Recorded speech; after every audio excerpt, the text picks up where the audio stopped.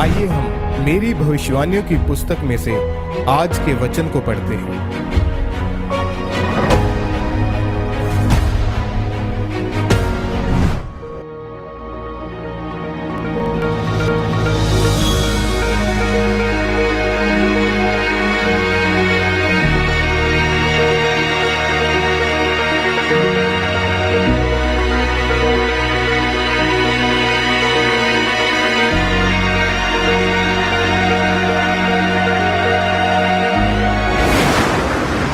यहोवा के पीछे चलना।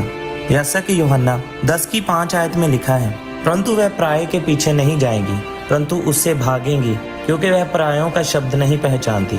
मेरे प्रियो, बाइबल बताती है कि यीशु मसीह ने इस वचन में उदाहरण दिया कि उसने यह नहीं कहा कि भेड़ें चरवाहे को देखकर उसके पीछे पीछे जाएं।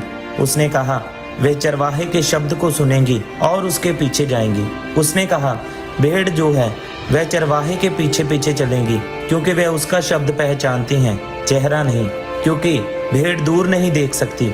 उनकी आंखों की रोशनी इतनी मजबूत नहीं होती, वह धुंधला देखती हैं। वह कभी भी अपने चरवाहे को दूर से देखकर पहचान नहीं सकती कि यह हमारा चरवाहा है या नहीं। इसलिए उसको आवाज के ऊपर निर्भर होना पड़ता है कि जब चरवाहा उनको आवाज लगाता है तब वह आवाज को सुनकर उसके पीछे पीछे चलती हैं और चरवाहा उनके आगे आगे चलता है।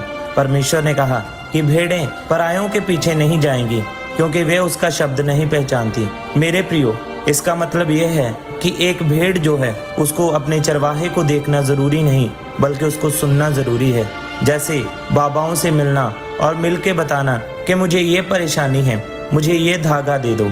आपको ऐसा करने की जरूरत नहीं है।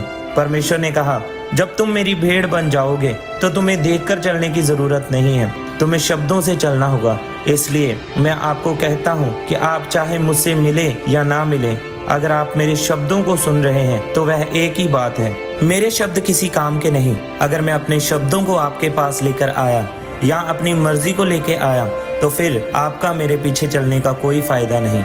मैं आपको यह बताना चाहता हूँ कि यीशु मसीह क्या चाहते हैं, उसके शब्द आपके लिए क्या बोलते हैं और उसकी मर्जी आपकी जिंदगी के लिए क्या है। प्रभु ने कहा अगर तुम मेरा शब्द सुनोगे तो भीतर बाहर आया जाया करोगे और चारा पाओगे। यानी जब रात को भेड़ें अपने बाड़े के अंदर जाती थी तो उसने कहा तुम जानवरों से सुरक्षित रहोगे। मेरे प्रियो, नए नियम में परमेश्वर ने कहा जब पवित्र आत्मा तुमसे बोले तो अपने मनों को कठोर ना करो और अपने कानों को ढीठ मत करो और सुनो कि पवित्र आत्मा आपसे क्या कहता है। आपकी जिंदगी की सफलता का रहस्य ये बात में है कि आप परमेश्वर की आवाज को सुन पा रहे हैं या नहीं। हो सकता है कि आप बाइबल पढ़ते हो तो भी आप परमेश्वर की आवाज को कभी ना सुने, क्योंकि बाइबल पढ़ते वक्त अगर आप माफी में नहीं हैं, बाइबल पढ़ते वक्त अगर आपका परमेश्वर सिर्फ प्रभु यीशु नहीं है और आपके बहुत सारे परमेश्वर हैं, तो आप सिर्फ बाइबल का लोगोस शब्द पढ़ रहे हो, जिसका मतलब है परमेश्वर की एक इच्छा जो आप सब लोगों के लिए उसके दिमाग में है।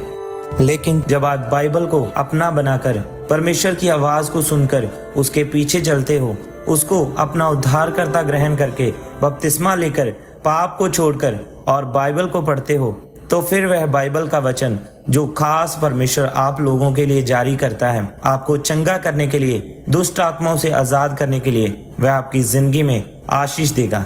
आमीन।